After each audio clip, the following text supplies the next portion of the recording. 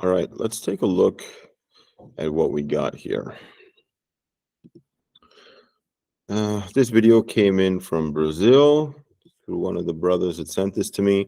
No, so basically this video is like a knife fight that goes down in Brazil somewhere, I think it is. And let's take a look what happens. Okay, let's see this. Okay, somebody's carrying something. Another guy's working, and then suddenly knives come out, and the two guys are talking shit to each other. Okay, now first of all, right off the bat, these two are idiots. Okay, and these two are idiots.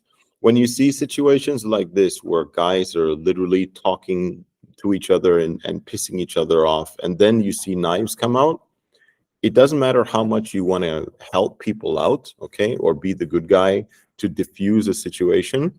Remember, you're dealing with the stupidest people in the society, okay? Because anybody who has half a brain knows that if you have an argument with somebody, you don't pull out knives. That's what you don't do. And you don't pull out guns. If there's a situation like that, you can literally argue with somebody and then walk away. You don't have to continue this, okay? This can be easily diffused. They haven't done anything to each other yet, except now somebody is holding a knife and the other guy just pulled out a knife too.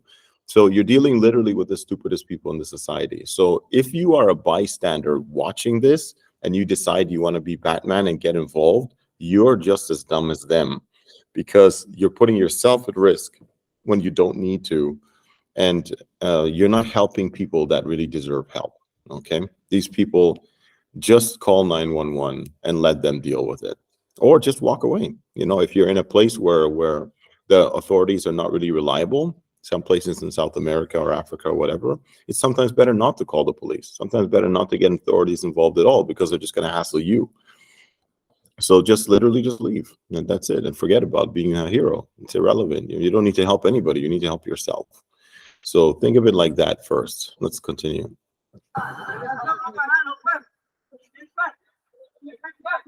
Oh, what's this? Oh, oh, oh, oh, oh, look at that. Well, well, well. Haven't seen something like that in a long time. Okay, now this kind of jumping around motion like that technique, this is some kind of local knife fighting culture that they have going on over there. Now, I have to say it's highly inefficient, because that type of movement, the footwork is poor. You're putting yourself in and out of harm's way. Your hands are all over the place. And generally, when it comes to using a blade to fight, you want to stay as tight as possible. And the reason for that is because I don't want to give you anything. I only give you when I want to hit you. Okay, when I see there's an opportunity for me to hit you with my knife, to cut you or stab you or something like that. But you do not want to give anything to your adversary. Every time that you lift your hand up like that and throw it out, you're literally giving a target to your adversary. So this kind of movement, it may look cool like this, and this is, first of all, very weird, these type of duel situations in the year 2023, but it happens in some cultures, more knife-oriented cultures. And you can see that this type of movement is really very poor, very, very poor, and very dangerous for you. Okay, now this guy, yeah, this is really like some local cultural kind of technique. And he's got his blade. At least this guy's sharp, you know. At least he's got his knife hand in front. Okay, so that's a good thing. Gives him a little bit of range. Again, the reverse grip dueling knife situation thing. This shows you really that this is very local. This is very local. This is a knife culture, but not a culture of people trained to use knives efficiently. In Indonesia, for example, you wouldn't see something like this, because people have a knife culture, but at the same time, they have training in real systems that teach you how to use a knife properly. It's not just a knife culture. Now, there you go. Okay, so he got a little bit of a cut on his arm over there, but Buddy over here, now this is pretty stupid. You see, his empty hand is in front, where his weapon hand is in the back, which makes no sense. It's you do that when you want to use your secondary hand in order to hold your adversary so they can't escape, and then use your blade hand in order to pummel them. But to do that in a duel, and have your empty hand in front, you're basically exposing your weakest hand for no reason. There's no benefit to something like that. So it shows me that these guys are not really the most adept at using knives to fight with. At least this guy switched now. Buddy on the white switched. Now he's got his blade hand in front. Oh, look at those big sweeping arcs. Jeez. And there you go. And he got caught. Yeah, and it's all fun until somebody loses an eye, literally loses an eye. And that's the end of that. Yep. So as you can see, Buddy's out of action. And it doesn't matter how much you jump around.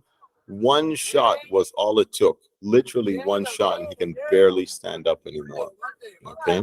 Now, was it really worth it, bro? Was it really worth it? You see?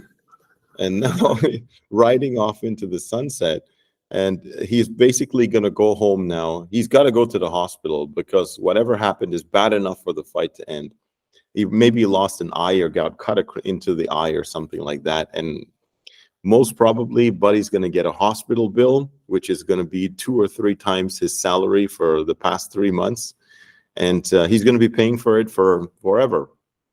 He's probably going to have to take a loan out from the bank or borrow from his family or something like that in order to pay that hospital bill. So was that all worth it for this kind of nonsense? Was it worth it? And I think he's going to regret this very much afterwards. So let's take a quick look at that one again. And knives are out. And again, this could have been diffused right from the beginning. You didn't need to do this, guys. You really didn't need to do it. This could have been diffused. But, you know, young, stupid, want to prove you're tough, and then you pull out your jumping knife technique. Yeah. This is, you see, look how far that blade goes up. Oh, my God. Yeah, he wouldn't survive a minute in Indonesia. He'd be cut to smithereens, and it's just so fast. The Indonesians are so fast when it comes to blade fighting. I've never seen any culture as adept at using knives as they are. These guys wouldn't last 5 minutes in Jakarta. No way. No way. And when you take, I've worked with some gang members in Jakarta before. And they use knives on a regular basis for all kinds of shit. And a lot of the criminals that you meet in Jakarta, they're I mean, gang members and stuff, they're trained in Pencaksilat. They did it since they're young. It's such a strong part of the culture that even a lot of the criminals have it. If you ever seen the movie The Raid and you see the bad guy in there, what's it called, the bad guys and stuff like that in those type of movies, those Indonesian martial arts movies. They're really like that in real life, the bad guys. I mean, it's a lot of show going on in the movies and stuff, but when you meet those roadmen on stuff like that in Jakarta in real life, I mean, you go to the clubs and stuff like that, those guys, they know what they're doing.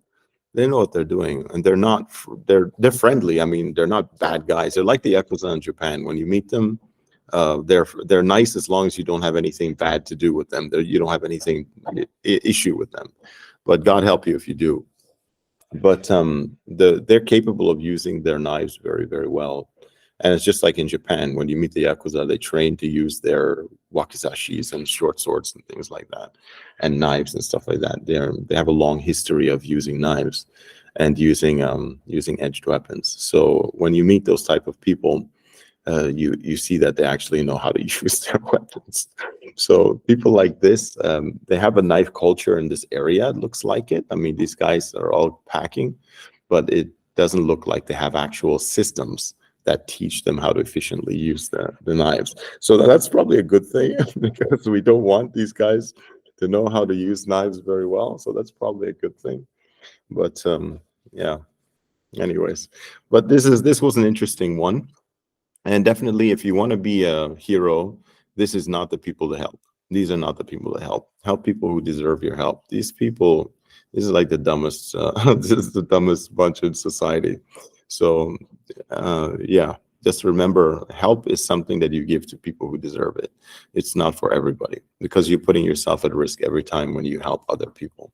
So make sure you help at the right time for the right reason, not in nonsense situations like this. So that's what I got for you guys today.